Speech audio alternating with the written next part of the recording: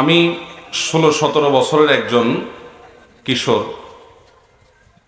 এমন সময় আমার নিজের রোজগার করে চলার মতো সামর্থ্য হয়নি। আমার বাবা হারাম ব্যবসা করে, আমাদেরকে হারাম রিজিক খাওয়ায়। শুনেছি হারাম রিজিক খেয়ে ইবাদত করলে নাকি কবুল হয় না। এমন অবস্থা আমার করণীয় কি? যে তরুণ যুবক ভাই প্রশ্ন করেছেন, আপনার এই প্রশ্নে আমি আপ্লুত হয়েছি। কারণ বয়সে তরুণ হওয়ার পরও হারাম নিয়ে দুশ্চিন্তা করা, নিজের শরীরে হারাম যেন প্রবেশ না করে সেজন্য টেনশন করা, পেরেশান হওয়া, এটা সাচ্চা ইমানদার এবং মুত্তাকি মানুষের আলামত। আলহামদুলিল্লাহ, এরকম তরুণ আমাদের সমাজের মানুষকে আশার আলো দেখায়। এরকম তরুণে যদি আমাদের এলাকা ভরে যায়, পরিবারগুলো ভরে যায়, গোটা দেশ পরিপূর্ণ হয়ে যায়, তাহলে এই দেশটা সোনার দেশ হতে আর কিছু লাগবে না ইনশাআল্লাহ। যে যুবক হারাম এবং হালাল চিনবে, ন্যায় এবং অন্যায় চিনবে, অপরাধ এবং পুণ্যের কাজ এটাকে পরখ করতে পারবে এবং নিজেকে সকল অন্যায়, অবিচার, হারাম, অবৈধ, গুনাহের বিষয় থেকে বাঁচিয়ে রাখার জন্য সংগ্রাম চালানোর মানসিকতা থাকবে, এই যুবক হলো এই সমাজের সবচেয়ে বড় সম্পদ ইনশাআল্লাহ। প্রশ্ন যে যুবক ভাই করেছেন, আপনাকে বলবো, আপনার বয়স 17-18 হয়ে গেছে, মানে হলো আপনি এখন নিজের পায়ে নিজে দাঁড়াবার জন্য চেষ্টাটা শুরু করতে পারেন। টিউশনি করে হলেও, কোনো দোকানে চাকরি করে হলেও, ছোট কোনো কাজ করে হলেও আপনি নিজের উপার্জন যেন হালাল উপার্জন করতে পারেন, সেই চেষ্টা আপনি শুরু করেন। যদি আপনি এটা শুরু করতে পারেন, তাহলে আপনার বাবার যে হারাম উপার্জন আছে, 2 নম্বর পথে হারাম পথে যে উপার্জন তিনি করেন, সেটা থেকে আপনি নিজেকে বাঁচিয়ে রাখবেন এবং যথাসম্ভব সেটা ভক্ষণ করবেন না। বাবার সাথে বেয়াদবি করবেন না, কিন্তু তাকে বোঝাবেন যে বাবা, তুমি নিজের ধ্বংস ডেকে আনছো, তুমি আল্লাহর কাছে জবাবদিহি করতে হবে, তোমার এই হারাম আমি আমার পেটে নিব না। আপনি সংসারে থাকতে পারেন, কিন্তু আপনি যথাসম্ভব সেই সংসারে হালাল উপার্জন করে আপনার বাজার করে দিবেন, আপনি সেখান থেকে খাবেন, চেষ্টা করবেন নিজেকে বাঁচাবার। যদি আপনার সেরকম সামর্থ্য না থাকে, তাহলে যতদিন নাই ততদিন পর্যন্ত নিরুপায় হিসেবে বাবার সংসারে ওই হারাম উপার্জন থেকে যা না হলে নয় ততটুকু গ্রহণ করে যান বাঁচাইতে পারেন। কিন্তু যেটি আমি বলছিলাম, আপনি কষ্ট করে হলেও, কোন রকম সামান্য কিছু উপার্জন করে হলেও আপনার জীবন বাঁচানোর চেষ্টা আপনার করা দরকার, যাতে করে হারামটা আপনার শরীরে প্রবেশ না করে। যদি আপনি একান্ত নিরুপায় হন যে আপাতত কোনো উপায় উপার্জন করার কোনো পথই নাই, তাহলে খুব দ্রুততার সাথে চেষ্টা করবেন উপার্জনের রাস্তা খোলার। ততদিন পর্যন্ত বাবার ওই হারাম উপার্জন থেকে নিরুপায় হিসেবে যা না হলে নয় ততটুকু গ্রহণ করা আপনার জন্য জায়েজ হবে। সেই সাথে আল্লাহ তাআলার কাছে আপনি ইস্তেগফারও করবেন, আল্লাহ, হারাম আমি নিজে লিপ্ত হলাম না, আমার বাবা লিপ্ত হলো, আমার জন্য হয়তো জায়েজ আছে নিরুপায় হিসেবে জান বাঁচানোর মতো কোনো কিছু গ্রহণ করা, যদি নিরুপায় হয়, কিন্তু হারামের যে একটা ক্ষতি আছে সেটা থেকে তো বাঁচার উপায় নাই। এটা তো একটা প্রভাব আছে, ইবাদতের স্বাদ নষ্ট করে দেয়, ইমানের তেজ নষ্ট করে দেয়, তাকওয়াকে ভোঁতা করে দেয়। আল্লাহ, আমি এই হারামের ক্ষয়ক্ষতি থেকে আমি আপনার কাছে আশ্রয় চাই, নিরাপত্তা চাই। আল্লাহর কাছে দোয়া করবেন এবং সৎ সাহস রাখবেন। আমাদের দেশে যুবকদেরকে দেখা যায় যে অনেক বড় হয়ে যাওয়ার পরও তারা উপার্জন করে না, অথচ ছাত্র জীবন থেকেই আমরা আমাদের যে সময়গুলোকে অপচয় করি, আড্ডাবাজি করে, অহেতুক বিভিন্ন কাজের পেছনে, সেগুলোকে বাঁচিয়ে যদি আমরা উপার্জন শুরু করার চেষ্টা করি, অনেকেই কিন্তু করতে পারেন। আমি আমার কথা বলতে পারি, আমি যখন মাদ্রাসায় পড়ি এবং আমার বয়স ঠিক আপনি যে লিখেছেন 16-17 বছর, এরকম বয়স আমার মনে আছে। যশোরের একটি মাদ্রাসা আমি পড়াশোনা করা অবস্থায় আমি একটা মসজিদে ইমামতির দায়িত্ব নিয়েছি এবং মক্তবে পড়ানোর দায়িত্ব নিয়েছি, এবং এই দুটির বিনিময়ে আমি কিছু উপার্জন করতাম। সেই উপার্জনের টাকাটা আমার বাবার সংসারে আমি দিতাম। আমার বাবার অনেক ব্যবসা বাণিজ্য ছিল, কিন্তু হঠাৎ একটা দুর্ঘটনায় সকল ব্যবসা বাণিজ্য সব শেষ হয়ে নিঃস্ব হয়ে গেছে। আমি নিজে উপার্জন করে সংসারে বাবাকে সহযোগিতা করেছি। আমার মনে আছে 4 বছর ছাত্র জীবনে আমি উপার্জন করেছি। প্রতি মাসে প্রায় 600 টাকা বেতন পেতাম। তখন এই 600 টাকা বেতন থেকে 1 টাকা কোনোদিন আমি নিজে কাটি রাখি নাই, বরং পুরো টাকাটা বাবাকে দিয়েছি, বাবার সংসারে কাজে লাগাবার জন্য, নিজে চলার জন্য। আলহামদুলিল্লাহ, বাবা কখনো দিয়েছেন সেটা দিয়ে চলেছি, দরকার হয়েছে চেয়ে নিয়েছি, কিন্তু আল্লাহর ফজলে কখনো ওই টাকা থেকে ফুর্তি ফার্তা করার জন্য যেগুলো করা, কাটাকাটি টাকা রাখা, সেখান থেকে টাকা কেটে রাখা, বা নিজে খরচ করে ফেলা, সেটা আমি করি নাই। তো আমি যদি আজ থেকে আরো বহু বছর আগে মাদ্রাসার ছাত্র হয়ে আমি যদি আমার উপার্জন করে 4 বছর বাবার সংসার চালাইতে বাবাকে সহযোগিতা করতে পারি, আপনারা যুবকরা চেষ্টা করলে পারবেন না ইনশাআল্লাহ? আমাদের যুবকরা আজকাল আমাদের সময়গুলোকে ধ্বংস করে। ইউরোপিয়ান আমেরিকানদের মধ্যে অনেক খারাপ বিষয় থাকলেও তাদের অনেক ভালো বিষয় আছে যেগুলো আমাদের জন্য দৃষ্টান্ত হতে পারে, যেগুলো মূলত ইসলাম আমাদেরকে বলেছে, সেগুলো তারা আমল করে, ইসলামের এই নির্দেশনাগুলো। তার মধ্যে থেকে একটা হলো যে প্রাপ্তবয়স্ক হয়ে গেছে, বালেগ হয়ে গেছে এই বাচ্চাগুলো, এই ছেলে মেয়েগুলো প্রাপ্তবয়স্ক হওয়ার পর দেখা যায় তারা নিজেরা নিজেদের কাজ করে। অনেক বড় বড় ঘরের ছেলে মেয়েরাও কাজ করে। আজকাল আমাদের তো বাপ মার টাকা পয়সা হলে পোলাপানের ভাবসাব এমন হয় যে কাজ করা তো পরের কথা, কাজের লোক দিয়ে অর্ডার করা ছাড়া কলাটাও ছিলে খেতে রাজি না। ঠিক না বে ঠিক? এটা কি কোনো ভালো জিনিস? অনেক যুবক আছে, বাবার টাকা পয়সা আছে, পরিবারটা যথেষ্ট সমৃদ্ধ পয়সাওয়ালা পরিবার, এই জন্য সে মনে করে যে আমার সব ড্রাইভার সাহেব দরজাটা খুলে দিবে। আমার খুব লজ্জা হয় আমাদের দেশের এই কালচারটা দেখে, যে অনেক গাড়িতে দেখা যায়, আমিও যখন আসি অনেক সময় ড্রাইভার সাহেবরা খুলে দাঁড়ায় থাকে, বিশেষ করে আমার গাড়িতে এটা করে না, কিন্তু অন্য আরেকজনের গাড়িতে থাকলে এটা করে। আমার কাছে জিনিসটা খুবই দৃষ্টিকটু লাগে। সেটা হলো যে একজন মানুষ পেছনে বসে আছে, এই ভদ্রলোক কোন রকম সুইচটা হাত দিয়ে টিপ দিয়ে বের হয়ে যেতে পারেন, এটা ছোট বাচ্চাও করতে পারে, এটা করতে কোনো শারীরিক পরিশ্রম, ঘাম ঝরে না। কিন্তু না, ড্রাইভার সাহেব গাড়ি থেকে নেমে এসে তার দরজাটা খুলে ধরে থাকতে হবে, তারপর ভদ্রলোক নামবেন। এর চেয়ে হাস্যকর আর কি আছে বলেন? ড্রাইভার সাহেব বেচারা গাড়ি রেখে যদি নেমে আসে, তাহলে সেক্ষেত্রে এই লোকটা নামতে ডাবল সময় গেল, কারণ ড্রাইভার সাহেব নেমে এসে তাকে নামাবে, আবার যা তার সিটে বসবে, অনেক সময় রাস্তায় জ্যামের সৃষ্টি হতে পারে এর কারণে। এর পাশাপাশি দুর্ঘটনার শিকার হতে পারে গাড়ি। সবচেয়ে বড় কথা হলো যে একটা সুস্থ সবল মানুষ, এ তো পঙ্গু না, তার তো হাত পা ভেঙে যায়নি, দরজাটা খুলে নামবে, এটা দিকে তার জাত চলে যাবে?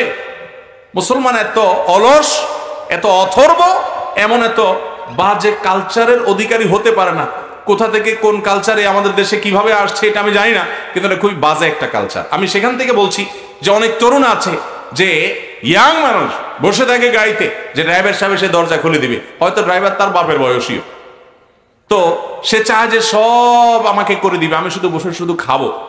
ভাইরা, এটা তো একটা প্যারালাইসিসের রোগী, একটা প্যারালাইজড মানুষের জীবন। এটাতে কোনো সুস্থ মানুষের জীবন হতে, সুস্থ মানুষ নিজের হাতে সবকিছু করবে। অতএব যুবকরা নিজের হাতে কাজ করবেন তো ইনশাআল্লাহ? কাজ করার মধ্যে কোনো অসম্মান নাই, অমর্যাদা নাই, কাজ করার ভিতরে অমর্যাদা আছে। আপনি বাবার মার টাকা থাকলে সেটা দিয়ে আপনি চলবেন, আয়েশ করবেন কেন রে ভাই? আল্লাহ তাআলা আপনাকে সুস্থ রেখেছেন, সবল রেখেছেন, শক্তি দিয়েছেন, সামর্থ্য দিয়েছেন, নিজে কাজ শুরু করবেন। আমাদের যুবকদেরকে আজ দেখা যায় যে নানান মোহে তাদেরকে আক্রান্ত করে রেখেছে।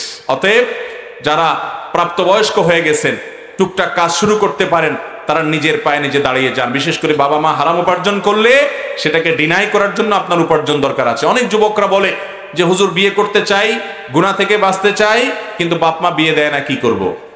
আরে ভাই, উপার্জন শুরু করে দেন, কামাই রোজগার কিচ্ছু করবেন না, শুধু বসে বসে বলবেন চরিত্র বাঁচাতে চাই, বাপ বিয়ে করাও, বাপের হোটেলে বসে বসে খাবো, এটা কেমনে হয়? এই জন্য আমরা উপার্জন করবো তো ইনশাআল্লাহ।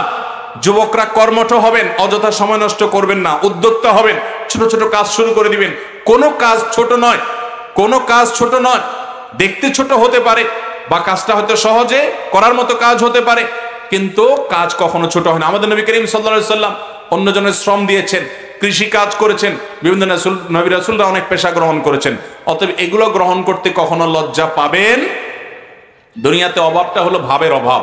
কিসের অভাব ভাই? ভাবের অভাব। অর্থাৎ আমার ভাবসাব দূর হয়ে ভাবসাবের সমস্যা হবে, আমার ইজ্জতের সমস্যা হবে। এটা ইজ্জত না, এটা অহংকার। এই অহংকারকে চূর্ণ বিচূর্ণ করে দিতে হবে এবং কর্মমুখী জীবন গড়তে হবে যুবকরা। ঠিক আছে তো ইনশাআল্লাহ? আল্লাহ তাআলা যে সমস্ত যুবকরা এই সমস্ত বিষয়ে সাফার করছেন পরিবারে, আল্লাহ তাআলা তাদেরকে হালাল রুজি এবং ইনকামের পথ বের করে দিন, বলুন আমিন। এরপরে প্রশ্ন হলো, জমির মালিক অপরজনকে জমি বন্ধক দেয় নির্দিষ্ট সময়ের জন্য, সময় শেষ হওয়ার পর সমপরিমাণ টাকা ছাড়া জমির প্রকৃত মালিক জমি ফেরত পায় না, তার শরীয়তের বিধান কি?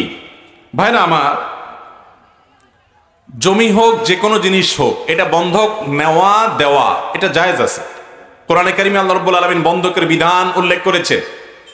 বিশেষ করে কেউ যদি হাওলাত বা ধার নিতে চায় কারোর কাছ থেকে, তো ধারের টাকাটা সে শোধ করবে নাকি আবার ঘুরাবে টাকাটা নিয়ে, এটা নিয়ে আশঙ্কা করলে যে ব্যক্তি টাকাটা ধার দিবে তিনি তার জমি জমা, মূল দলিল ইত্যাদি এগুলা রেখে দিতে পারে। ঠিক আছে, তুমি টাকা যেদিন পরিশোধ করবা সেদিন তোমার এটা তুমি ফেরত নিবা। এই বন্ধকটা হলো অনেকটা গ্রান্টের মতো, গ্যারান্টি হিসেবে, যে এটার জন্য তুমি আমার কাছে ধরা থাকলা, টাকাটা দিয়া তোমার জমির দলিল তুমি নিয়ে যাবা, একটা ঘড়ি, একটা মোবাইল, দামি কিছু অলংকার এগুলা জমা রেখে তুমি হাওলাত নিলা 2 লাখ, 1,50,000, তুমি টাকা যেদিন দিবা সেদিন তোমার এটা নিয়ে যাবা। আর যদি তুমি টাকা না দাও, ঘুরাও, তাহলে এলাকার মুরব্বীদের মাধ্যমে, গণ্যমান্য ব্যক্তিবর্গের মাধ্যমে যথাযথ নিয়মে তোমার জিনিস নিলামে উঠিয়ে বিক্রি করে আমি আমার প্রাপ্য পরিশোধ করায় নিব।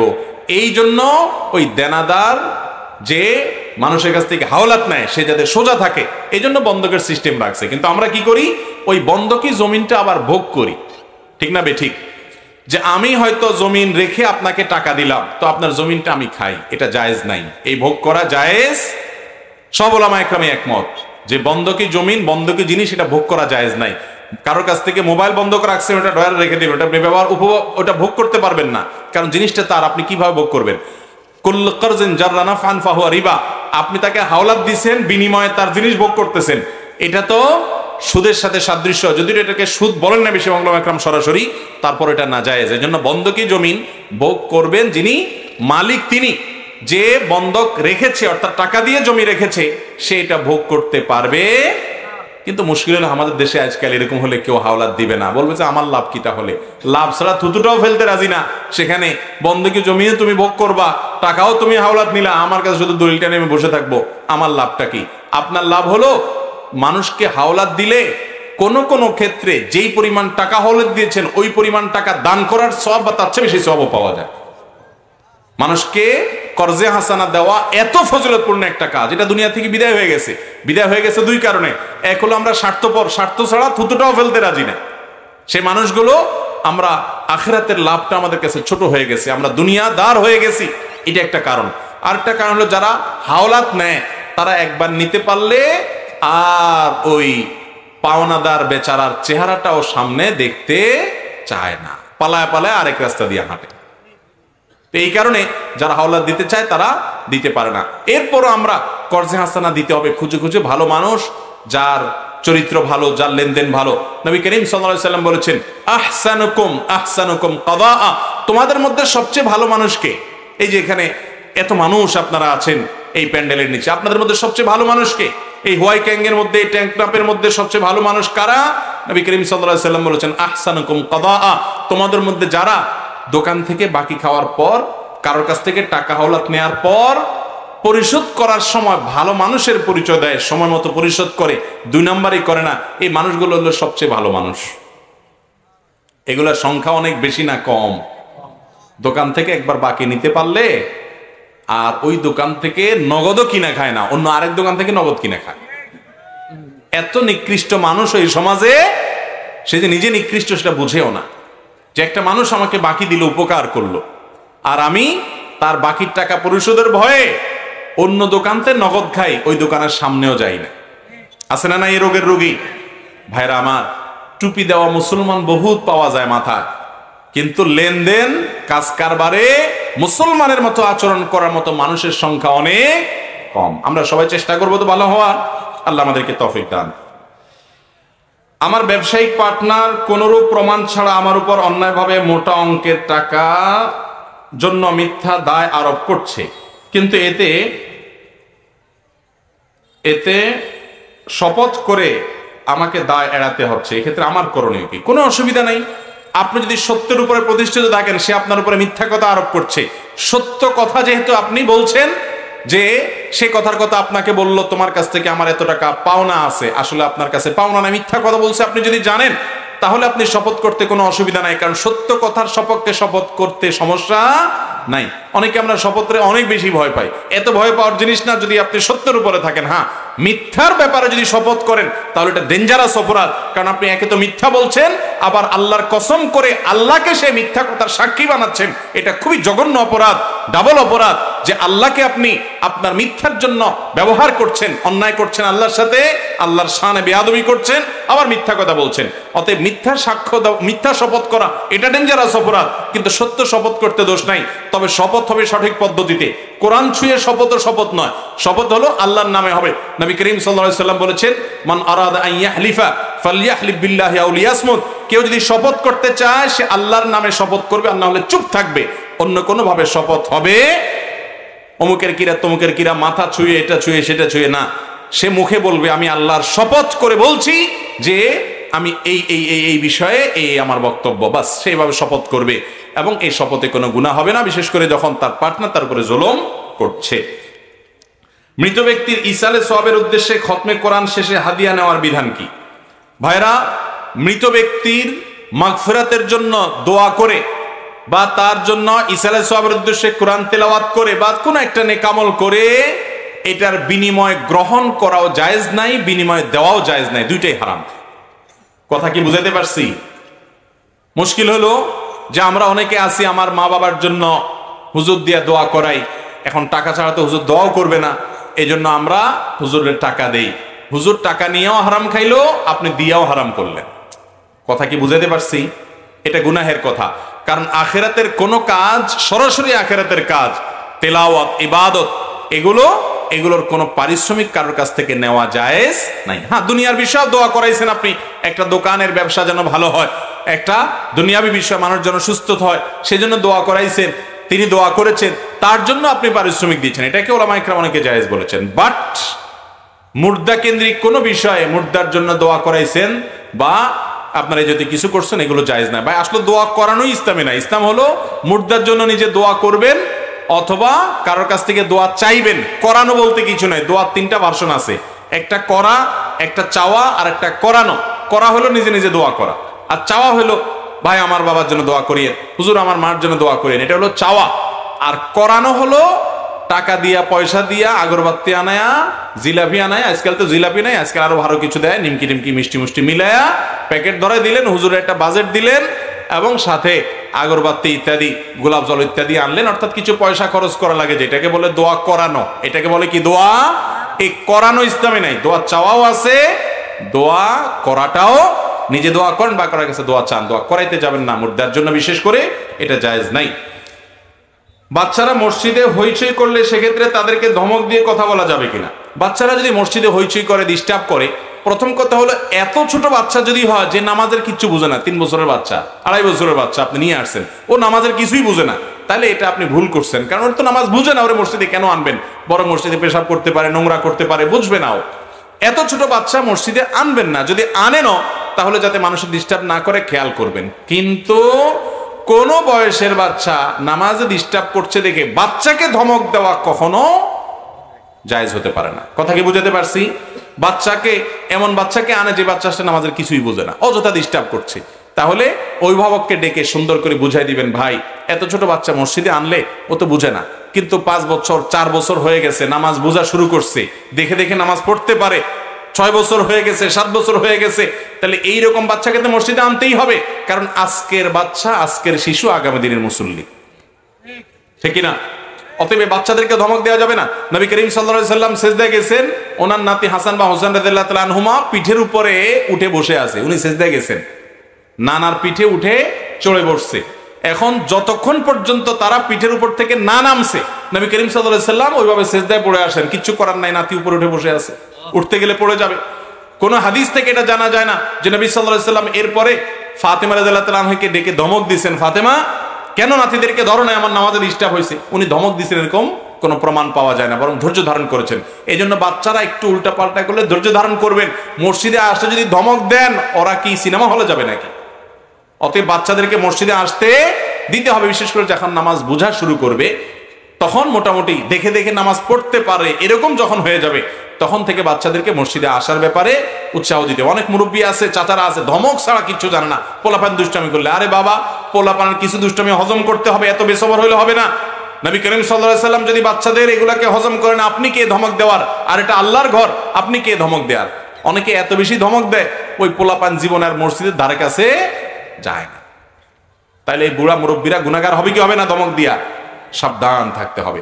আর বাবা মারাও সাবধান থাকতে হবে, যে বাচ্চা একেবারে ছোট তাকে আনবে না, এমনকি যে বাচ্চা বুঝতে শিখছে তাকে আনলেও যথাসম্ভব নিজের কাছে রাখবে, দুষ্টামি করতে গেলে যাতে মানুষের ডিস্টার্ব করতে না পারে। বাবা মাকে দায়িত্বশীল হতে হবে। একান্ত কোনো বাচ্চা প্রতিদিনই সীমাহীন জ্বালা দুষ্টামি করে, বাবাকে আস্তে আস্তে কানে কানে বুঝায় বলে দেন। বাচ্চার সামনে বাবাকেও ধমক দিতে যাবেন না। অনেকে বাবারে এমন ধমক দেয়, বাচ্চা বুঝে যায়, হায় রে আমার বাপে আমাকে আইনে বিরাট অপরাধ করে ফেলছে। এগুলা উচিত নয়। দেবর ভাবি বা শালী দুলাভাইয়ের মধ্যে পর্দার বিধান কি? দেবর ভাবি এবং শালী দুলাভাইয়ের মধ্যে পর্দা হতে হবে দুনিয়ার সবচেয়ে শক্ত পর্দা, আল্লাহর জমিনে সবচেয়ে কঠিন পর্দা হইতে হবে দেবর ভাবির সাথে আর শালী দুলাভাইয়ের সাথে। কেন? কারণ নবী করিম সাল্লাল্লাহু আলাইহি সাল্লামকে এগুলো সম্পর্কে জিজ্ঞাসা করা হয়েছে, তিনি বলেছেন আল হামু ওয়াল মাউত, পুরুষদের জন্য শ্যালিকা আর মহিলাদের জন্য দেবর, এরা হলো মৃত্যুর মতো, এদের থেকে দূরে থাকতে হবে। কারণ এগুলোর থেকে আস্তে আস্তে ফিতনার দিকে চলে যায়, জেনার দিকে চলে যায়, ব্যভিচারের দিকে চলে যায়, মানুষ টেরও পায় না। আমাদের দেশে তো কোনো মহিলা, অনেক সময় দেখা যায় অনেক মহিলা পর্দা করে, বোরকা পরে, সবই ঠিক আছে, বাহিরে সবার সাথে পর্দা করে চলে, কিন্তু ঘরে আসলে দেবরের সাথে পর্দা নেই, আছে না নাই? বরং দুষ্টমি বাদরামি করে। আর দুলাভাইরা আপাতমস্তক ভালো মানুষ সবার সাথে, কিন্তু শালীর সাথেই আর কি ফাজলামতি করে। আমাদের সমাজের মানুষ মনে করে দুলাভাইরা একটু শালীর সাথে আর কি ফাজলামতি করতেই পারে, আর দেবর ভাবিও একটু উল্টাপাল্টা করতে পারে। অনেক গানও বাইরে হয়েছে না, দেবর ভাবির গানও আছে না অনেক এরকম, যে খুনসুটি করবে, হানতান। এগুলো হলো শয়তানের সবচেয়ে বড় অস্ত্র, সবচেয়ে বড় অস্ত্র।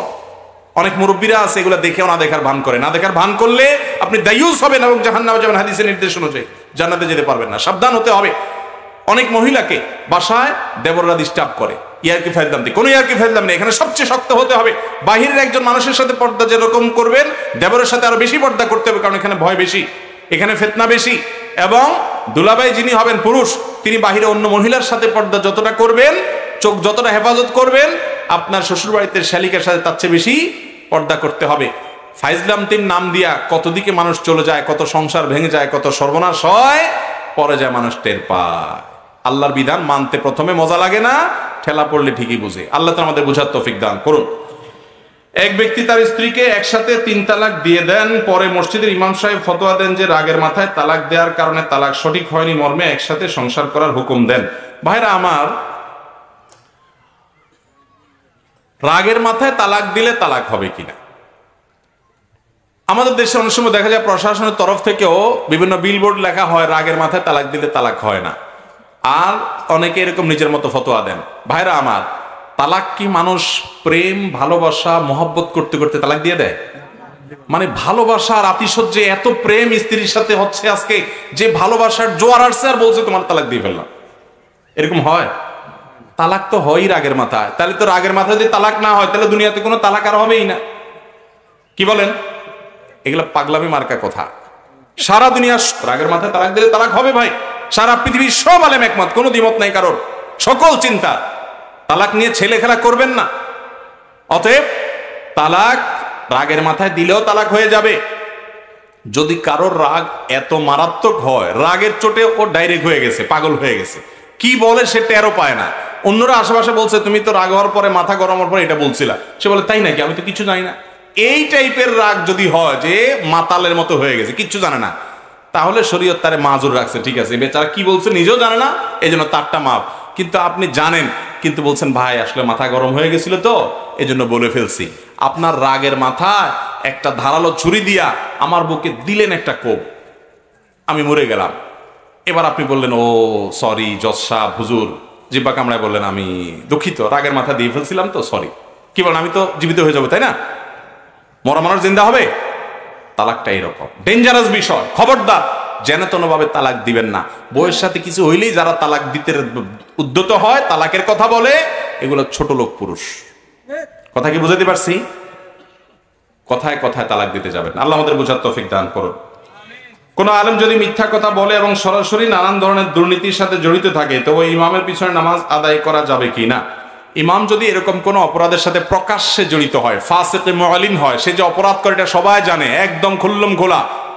যেমন আপনাদের এই টেকনাফের দিকে আমি জানি অনেক ইমাম সাহেব নাকি মাদকের কারবারে জড়িত আছে না? ইল্লা তাকিলে এবার পিছনে নামাজ নইব, নামাজ নইব মানে হলো এরকম ইমামকে নিয়োগ দিলে কমিটির লোকজন গুনাহগার হবে। যদি কেউ নামাজ পড়ে তার নামাজ হয়ে যাবে, নামাজ হবে না মানে হলো তাকে ইমাম হিসাবে নিযুক্ত করা ঠিক না। কিন্তু এরকম লোকের পিছনেও যদি আপনি জামাতে নামাজ পড়েন আপনার নামাজ ঠিকই হয়ে যাবে, সে পাপিষ্ঠ দেখে আপনার নামাজ হবে না, ব্যাপারটা এরকম না। কিন্তু ইচ্ছাকৃত জেনে শুনে এরকম ইমামকে ইমাম হিসাবে নিযুক্ত করা জায়েজ না, গুনাহের কথা। এই ইমামকে তওবা করলে তো ভিন্ন কথা, আর না হলে তাকে বদলায়া তার জায়গায় একজন মুত্তাকি পরেজগার ইমাম নিয়োগ দিতে হবে, এটা কমিটির কর্তব্য। এখন কমিটি নিজেও যদি এই দলের হয় তাহলে কি হবে? আল্লাহ তাআলা আমাদের বোঝার তৌফিক দান করুন। এই জন্য আমি বললাম আপনাদের টেকনাফের দুর্নাম আপনাদেরকে দূর করতে হবে, দূর করতে হবে তো ইনশাল্লাহ। এটা মাদক কারবারিদের জায়গা নয়, এটা মাজলুম রোহিঙ্গাদের জায়গা দেওয়ার জায়গা। এলাকার মানুষের গর্ব করার মতো অনেক বিষয় আছে, অতএব দু চারটা খারাপ মানুষের জন্য দুর্নাম হতে দেওয়া যাবে না। অনেকে থেকে নামাজের ভিতরে এদিক ওদিক তাকান, এমন করলে নামাজ হবে কিনা? ভাইরা, নামাজের ভিতরে যদি কেউ ডানে বামে তাকায়, এদিক সেদিক তাকায়, তাহলে সেটা মাকরুহ এবং নামাজটা ত্রুটিযুক্ত হয়, নামাজটার মান কমে যায়। ওই যে লবণ ছাড়া তরকারি, মরিচ ছাড়া তরকারি, এই টাইপের মতো নামাজ হলো, কিন্তু নামাজটা সুন্দরভাবে হলো না, খুব মানসম্মত নামাজ হলো না। এই জন্য ভাইরা আমার, নামাজের মধ্যে আমাদের মনোযোগ থাকতে হবে নামাজের দিকে, এবং দৃষ্টি থাকতে হবে সেজদার এরিয়ার ভিতরে। তার আশেপাশে কিছু জায়গা আপনার চোখে আসতে পারে, কিন্তু ইচ্ছাকৃত ডানে বামে সামনে গইটার দিকে তাকাইলেন, তামাশা, কেউ আওয়াজ করলো হঠাৎ করে ডানে তাকাইলেন। অনেকে মাথা ঘুরায় না, আস্তে করে চোখটা ঘুরে দেখে নেয়, আছে না নাই? তো এটা তো চুরি করে তাকানো, নামাজের মধ্যে দাঁড়ায় চুরি করলে হবে? এই জন্য বাহিরে আশেপাশে যাই হোক সেদিকে যেন মনোযোগ না যায়, সে খেয়াল করবেন, ওদিকে তাকাতাকি করবেন না। কোনো কারণে হঠাৎ তাকায় ফেলছেন, আবার সাথে সাথে ফিরে আসছেন, নিজেকে বুঝতে পারছেন ভুল, ইনশাআল্লাহ আপনার নামাজ হয়ে যাবে, কিন্তু নামাজটা ত্রুটিপূর্ণ হবে এরকম করলে। এই জন্য তাকাতাই করবেন। অনেকে দেখবেন যে ধুমসে চাঁদের দিকে তাকা, আর যদি এত বেশি তাকা যে সে নামাজে আসে না নামাজের বাইরে আছে বোঝার উপায় নাই। অনেকে এরকম হাত বেঁধে দেখাচ্ছে এদিকে ওদিকে, ফুল এমন ভাবে তাকা লোকটা নামাজে আছে কিনা এটা নিয়ে সন্দেহ হয়, তাহলে তো আমলে কাসির হতে পারে, আমলে কাসির নামাজই হবে না। কথা কি বুঝাতে পারছি? আর হালকা করে যদি চুরি করে তাকাতাকি করেন তাহলে নামাজ হয়ে যাবে, কিন্তু তরকারি লবণ ছাড়া তরকারির মতো আর কি, ওই নামাজটা এত মানসম্মত হবে না। অতএব যেদিক সেদিক তাকিয়ে নামাজ পড়া যাবে না, মনোযোগ একদিকে থাকতে হবে। কারণ আহকামুল হাকিমিনের সামনে আপনি দাঁড়িয়েছেন, এদিক সেদিক তাকাতাকি করবেন না। দুনিয়ার এমপি মন্ত্রীর সামনে, আপনি প্রধানমন্ত্রীর সামনে, প্রেসিডেন্টের সামনে গেলে, গুরুত্বপূর্ণ ব্যক্তির সামনে গেলে আপনি ডানে বামে অহেতুক তাকাতাকি করবেন না। আপনি শ্রদ্ধার কারণে তার দিকে মনোযোগ দিবেন এবং নির্দিষ্ট জায়গায় তাকানোর চেষ্টা করবেন। সেখানে আপনি আল্লাহর সামনে দাঁড়িয়ে এদিক সেদিক অবহেলা করে তাকাচ্ছেন, এটা হলো নামাজের ভিতরে গাফলতি। আর নামাজের ভিতরে গাফলতি দিয়ে কেউ করে তাহলে ফাওয়াইলুল লিল মুসাল্লিন আল্লাযীনা হুম আন সালাতিহিম সাহুন, তাদের জন্য ধ্বংস অনিবার্য হবে যারা নামাজের মধ্যে গাফলতি করে। অতএব এদিক সেদিক তাকানো যাবে না। ভাইরা আমার, অনেক সময় হয়েছে আলহামদুলিল্লাহ। আমার পরবর্তী আলোচক আপনাদের প্রিয় মানুষ মুফতি সাঈদ আহমদ, তিনি উপস্থিত হয়ে গেছেন আলহামদুলিল্লাহ। তাকে বসায় রেখে আর দীর্ঘ আলোচনা করা আমার সাজে না। আমি আলহামদুলিল্লাহ কোরআন এবং হাদিস থেকে আপনাদের সামনে কিছু কথা শেয়ার করলাম, কিছু প্রশ্ন উত্তর দেওয়ার চেষ্টা করলাম। ইন আসাবতু ফামিনাল্লাহ ওয়া ইন আখতাতু ফামিন্না মিনাশ শাইতান। আল্লাহ তাআলা আমাদেরকে উপকারী কথাগুলো অনুযায়ী আমল করার তৌফিক দান করুন। সবাই আমল করবেন তো ইনশাআল্লাহ।